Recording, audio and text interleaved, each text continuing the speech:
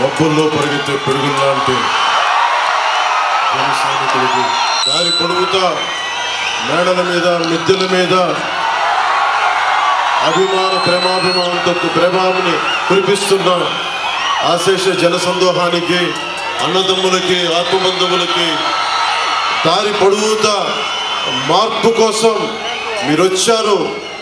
మాకు నిరాజనాలు పలికిన ప్రతి ఒక్కరికి నా హృదయపూర్వక నమస్కారం. నువ్వు హారతిస్తున్నావు తమ్ముడు, ఇది నాకు ఇవ్వట్లేదు, మార్పు కోసం హారతిస్తున్నావు. ఒకటే మాట, ఎక్కడికి వెళ్ళినా రాష్ట్రంలో ఏ మూలకెళ్ళినా యువతి యువకులు బయటకు వచ్చి మాకు మార్పు కావాలి, అలసిపోయాం, విసిగిపోయాం, మాకు మార్పు కావాలి అంటే ఆ మార్పుని నేను ఇప్పుడు గమనించలా, ఇప్పుడు గ్రహించలా. వైసీపీ వచ్చిన రోజునే గ్రహించాను, అందరం ప్రజలు తప్పు చేశారు ఆ రోజున.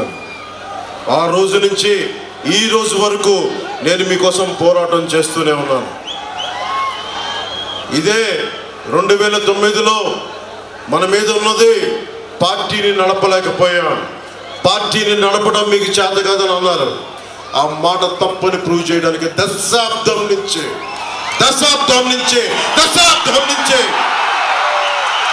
నిలబెట్టి చూపించాం, నిలబడి ఉన్నాం, మీ భవిష్యత్తు కోసం ఉన్నాం.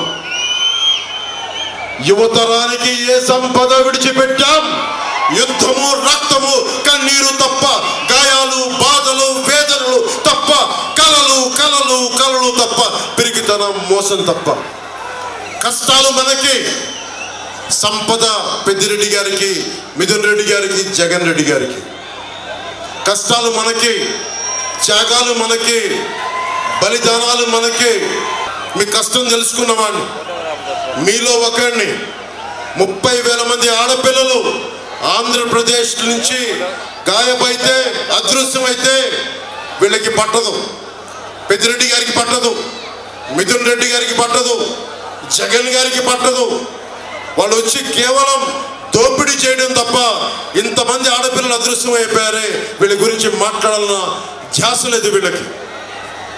ఢిల్లీలో ఒకరోజు మిథున్ రెడ్డి గారు కనిపించారు, పార్లమెంటరీ అఫైర్స్ మినిస్టర్ మ్యారేజ్కి వెళ్తే.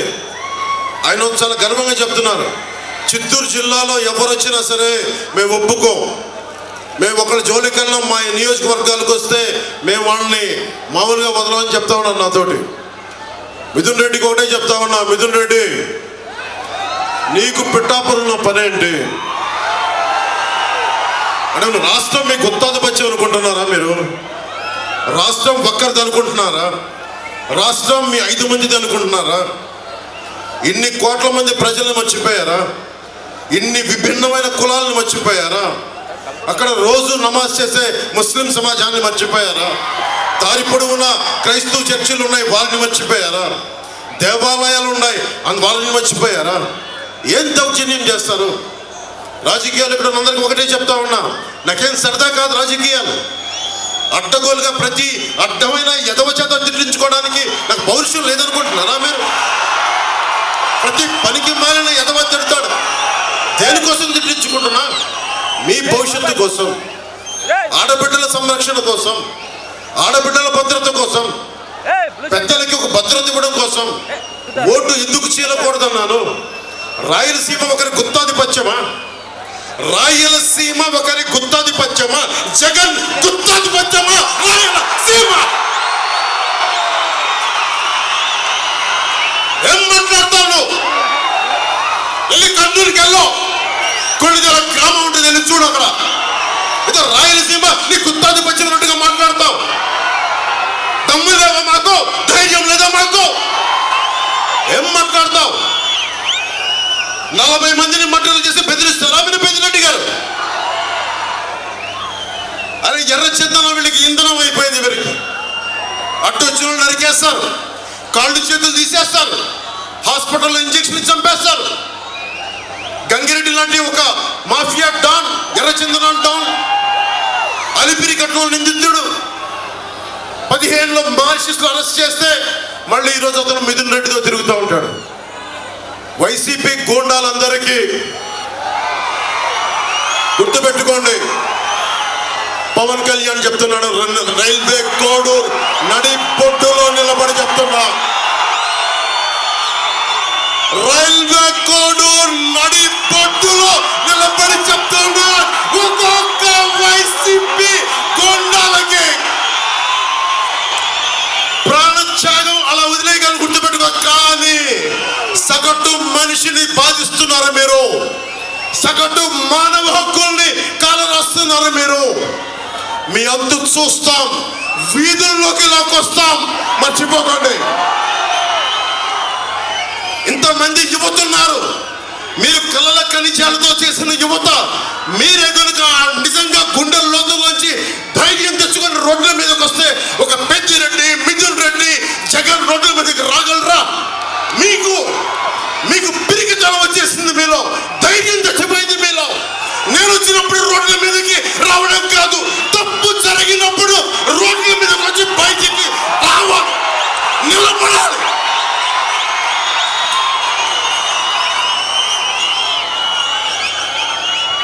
ధైర్యం లేని సమాజం కుళ్ళిపోతే చచ్చిపోతే. రాయలసీమ ఇది, రాయులు ఏలిన సీమ ఇది. ఆ సీమ నుంచి వచ్చి మీరు భయపడతారంటే ఎట్లా? మీరు భయపడతానంటే ఎట్లా? భయపడకండి, నేనున్నా, మీకు అండగా ఉంటా. మీకు ధైర్యం లేకపోతే మార్పు రాదు. ఒకవైపు కిరణ్ కుమార్ రెడ్డి గారు ఉమ్మడి రాష్ట్రానికి ముఖ్యమంత్రిగా చేశారు, ఇంకొక వైపు ఆంధ్రప్రదేశ్ రాష్ట్రానికి, ఉమ్మడి ఆంధ్రప్రదేశ్ రాష్ట్రానికి ముఖ్యమంత్రిగా చేసిన వ్యక్తి. ఒకరు 14 సంవత్సరాలు, ఒకరు 3.5 సంవత్సరాలు ముఖ్యమంత్రులుగా చేసిన వ్యక్తులు. అలాంటిది 5 సంవత్సరాలు వచ్చిన వ్యక్తి, తండ్రి చచ్చిపోతే రెండో రోజు ముఖ్యమంత్రి కావాలని కలలుగన్న వ్యక్తి. ఆ వ్యక్తికి భయపడతారా మీరు? జగన్లో బ్లూ కలర్ రక్తం ఉంటుందా? జగన్ 6 అడుగులు 8 అడుగులు ఉండి అంటే ఏం దెబ్బ పడదా జగన్కి? ఎందుకు భయపడుతున్నారు మీరు? రాయలసీమ మీరు నేల అన్నం తింటున్నారు కదా, మీరు కూడా జొన్న కూడు తింటం లేదా? రాగి సంకటి తింటం లేదా? మీకు పౌరుషం రాదా? మీకు పౌరుషం రాదా? మీకు ఇంతేనా మీ పౌరుషం? పెద్దిరెడ్డికి భయపడతారా మీరు? మిథున్ రెడ్డికి భయపడతారా మీరు? పెద్దిరెడ్డి తమ్ముడికి భయపడతారా మీరు? గంగిరెడ్డికి భయపడతారా మీరు? అరే దమ్ము ధైర్యం ఏమైపోయింది రాయలసీమకి? అరే మీరు ఒకటే చేయండి, గొడవలు పెట్టుకోకర్లా, కత్తులు తీయక్కర్లా, కర్రలు తీయక్కర్లా.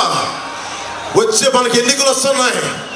ఈ ఎన్నికల రోజున కమలం గుర్తుకి రాజంపేట ఎంపీ పార్లమెంట్ అభ్యర్థిగా కిరణ్ కుమార్ రెడ్డికి గుర్తేసేయండి. రైల్వే కోడూరు అసెంబ్లీ అభ్యర్థిగా జనసేన నుంచి ఆరవ శ్రీధర్ పోటీ చేస్తా ఉన్నారు, వారికి నిలబడండి. చెప్పాల్సిన మేజర్ సమస్యలని చెప్పారు, చంద్రబాబు గారు చెప్పారు. నేను మీకు ఒకటే మాటిస్తున్నా, విద్యార్థులకి ఫీజు రీఎంబర్స్మెంట్ జరుగుతుంది, రాగానే ఫీజు రీఎంబర్స్మెంట్ జరుగుతుంది. అలాగే సిపిఎస్ రద్దు మీద చంద్రబాబు గారు రేపు మేనిఫెస్టోలో చెప్తా ఉన్నారు, ఒక బలమైన పరిష్కార మార్గం కనుక్కుంటాం. అలాగే అడ్డగోలుగా విభజించారు జిల్లాల్ని, వాటిని సరిచేస్తాం. అలాగే ఇక్కడ ఏమైతే ఫుడ్ ప్రాసెసింగ్ యూనిట్స్ కావాలో, కోల్డ్ స్టోరేజ్లు కావాలో అవన్నీ చేస్తాం. ముఖ్యంగా ఇది జనసేన బాధ్యత, ఎమ్మెల్యే మన అభ్యర్థి కాబట్టి మరింత బాధ్యతగా ముందుకెళ్తాం. అన్నిటికంటే కూడా ఇక్కడ ఉపాధి అవకాశాలు పెట్టుకొని, మీకు తెలుసు కిరణ్ కుమార్ రెడ్డి గారు ఎంత అద్భుతంగా చేశారో చిత్తూరు జిల్లాని. ఆయన ముఖ్యమంత్రి హయాంలో ఒకప్పుడు ఒక 40 లక్షలు 50 లక్షలు ఉండే ఎకరం ఈరోజు 12 కోట్ల రూపాయలకి వెళ్ళిపోయింది ఆయన పుణ్యమాని. అలాంటి చోట్ల పరిశ్రమలు రాలా, ఉపాధి అవకాశాలు రాలా, ఎక్కడికి పారిపోతాం? మాలాంటి వాళ్ళందరం వచ్చి రాజకీయ దురంధరులు చంద్రబాబు గారు ఎన్నో దెబ్బలు తిన్న వ్యక్తి, ఆటుపోట్లు ఎదుర్కొన్న వ్యక్తి. అలాగే ఆయన నిజంగా ఆయన అనుభవం రాష్ట్రానికి అవసరం.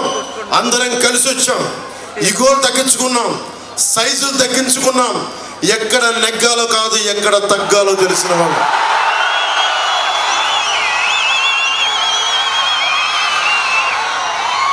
జగన్ ఒకటే మాట్లాడతాడు, అద్భుతం చేశామని. 70,000 మంది పోలీసులు ఈ రోజుకి టీఏలు డిఏలు సరెండర్ లీవ్స్ డబ్బులు ఇవ్వలేదు. నా పోలీస్ కుటుంబానికి కూడా చెప్తున్నాం, కూటమి తరపు నుంచి మీకు మాటిస్తున్నాం, మీకు ప్రతిరోజు వారాంతపు సెలవులు రావాలి, అవసరమైతే పోలీస్ ఉద్యోగాలు పెంచాలి, ముఖ్యంగా మీకు 1వ తారీఖుల్లో జీతం రావాలి. నేను చిన్నప్పుడు మా నాన్న ప్రభుత్వ ఉద్యోగిని కాబట్టి టీఏలు డిఏలు ఎంత కీలకమైనో నాకు తెలుసు. మీ టీఏలు డిఏల్ని జాగ్రత్తగా మీకు అందించే బాధ్యత కూటమి ప్రభుత్వం తీసుకుంటుంది. అలాగే ప్రతి ఒక్కరికి ఇది చెప్పాల్సినవన్నీ పెద్దలందరూ చెప్పారు. నేను ఒకటే మాటిస్తున్నా, ధైర్యం చచ్చిపోయింది ఈ సమాజంలో. ఇంతమంది ఆడపడుచులు ఉన్నారు, మీరే ధైర్యం నింపాలి. యువతకి ధైర్యం మీరే నింపాలి. వీరతలకం దిద్దాలి. ఒక్కొక్కరికి అన్యాయాలపైన అక్రమాలపైన నేను ఎదురొట్టి నిలబడాలని చెప్పి మీరే వీరతిలకం దిద్ది ఈ రాష్ట్రానికి రాయలసీమకి మీరే ధైర్యం నింపాలి. నేను మీకు మాటిస్తున్నా, మేము దెబ్బలు తినడానికి సిద్ధంగా ఉన్నాం, గాయాలు తినడానికి సిద్ధంగా ఉన్నాం, నేనైతే ప్రాణాలు వదలడానికి కూడా సిద్ధంగా ఉన్నాను. ఒకటే నాకు పిరికితనంతో ఉన్న సమాజం చిరాకు. నాకు పిరికితనంతో ఉన్న సమాజం చిరాకు. ధైర్యంగా ఉంటేనే మార్పు వస్తుంది. ధైర్యం ఉన్న చోటే లక్ష్మి ఉంటుంది. ధైర్యం ఉన్న చోటే సంపద ఉంటుంది. ధైర్యం ఉన్న చోటే అభివృద్ధి ఉంటుంది. మీరు భయపడిపోయి ఒక పెద్దిరెడ్డికి, ఒక మిథున్ రెడ్డికి, ఒక జగన్ రెడ్డి గారికి భయపడితే అస్సలు భయపడాల్సిన అవసరం లేదు. ఈ దేశం మనుషులు, ఈ దేశం మీరు సమగ్ర సంకల్పం, యువత ఈ దేశపు సమగ్ర సంకల్పం, కలల ఖనిజాలతో చేసిన యువత. మీరు భయపడతారంటే ఎట్లా? మేమున్నాం. బూతులు తిట్టే అసెంబ్లీ కాదు, గౌరవప్రదమైన అసెంబ్లీ. మన రైల్వే కొడూరు సమస్యలు కానీ, బ్రిడ్జి సమస్యలు కానీ, రోడ్ల సమస్యలు కానీ, తాగునీటి సమస్యలు కానీ అన్నిటినీ బాగు చేస్తాం, అన్నిటికీ నిలబడతాం. ఆయన ముఖ్యమంత్రిగా ఉన్నప్పుడు కిరణ్ కుమార్ రెడ్డి గారు 1000 కోట్లు, 1500 కోట్లు, 2000 కోట్లు ఇచ్చిన వ్యక్తి. కానీ దాన్ని సరిగ్గా సద్వినియోగం చేసుకోలేకపోయాం. చంద్రబాబు గారు ఉన్నారు, కిరణ్ కుమార్ రెడ్డి గారు ఉన్నారు, చాలా బలమైన నాయకులు ఉన్నారు, కేంద్రంలో మోదీ గారు ఉన్నారు. మేమందరం కలిసి ఒకటే నిర్ణయించుకుంటాం, మీకోసం సేవకుల్లా పనిచేస్తాం. మేము మీ బాధ్యతని మా భుజాలపైన పెట్టుకొని మా ఒళ్ళు ఉంగిపోయినా, మా వెన్నెముక విరిగిపోయినా మీకోసం పనిచేస్తాం. ఒకటే చెప్తా ఉన్నాం, ధైర్యంగా ఉండండి. మేమున్నాం. మార్పు తథ్యం. విజయనగరంకి వెళ్ళాం, శ్రీకాకుళంకి వెళ్ళాం, తిరుపతికి వెళ్ళాం, మొత్తం మారుమూల ఆంధ్రప్రదేశ్లో ఎక్కడికి వెళ్ళినా ఒకటే సంకేతం, మార్పు జరుగుతోంది, ప్రభుత్వం వస్తోంది, కూటమి ప్రభుత్వం వస్తోంది. వైసీపీ ప్రభుత్వం కింద పడి నేల రాస్తా వెళ్ళిపోతా ఉంది. మీరు బలంగా ఉండండి, ఏ మాత్రం ఆలోచించకుండా కూటమికి అండగా ఉండండి. ఎలాగో ప్రభుత్వం వస్తుంది, దాంట్లో అది తథ్యం. కానీ ఈరోజు మేము మిమ్మల్ని అడుగుతుంది, భారీ మెజారిటీలు కావాలి. వైసీపీకి భవిష్యత్తులో ఎన్నికలంటే భయపడాలి. డబ్బుకు లొంగనే కొత్త తరం ఇది, డబ్బుకు లొంగని మహిళా లోకం ఇది, డబ్బుకు లొంగని సరికొత్త నవతరం ఇది. అది మీరు చేసి చూపిస్తే తప్ప. నేను బయటకు వచ్చాను, చంద్రబాబు గారు బయటకు వచ్చారు, కిరణ్ కుమార్ రెడ్డి గారు వద్దనుకుంటే శుభ్రంగా ఇంట్లో ఉండిపోవచ్చు, హాయిగా రెస్ట్ తీసుకోవచ్చు. కాదని చెప్పి ఈ రోజున వచ్చారు. ఎందుకంటే మన నదులకి సరైన ఇది అనుసంధానం కావాలి, నదులు పంపకం సక్రమంగా ఉండాలి.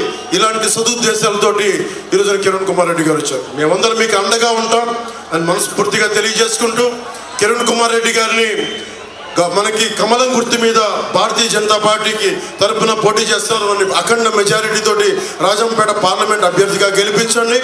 అలాగే 6వ శ్రీధర్ని మనకి జనసేన అభ్యర్థిగా గ్లాస్ గుర్తు మీద గెలిపించాలని మనస్ఫూర్తిగా కోరుకుంటూ, కూటమి వైసీపీ అవినీతి కోటని, గుండాల కోటని బద్దలు కొడుతున్నాం, మనం ప్రభుత్వంలోకి వస్తున్నామని తెలియజేసుకుంటూ, జై టీడీపీ, జై బీజేపీ, జై జనసేన. భారత్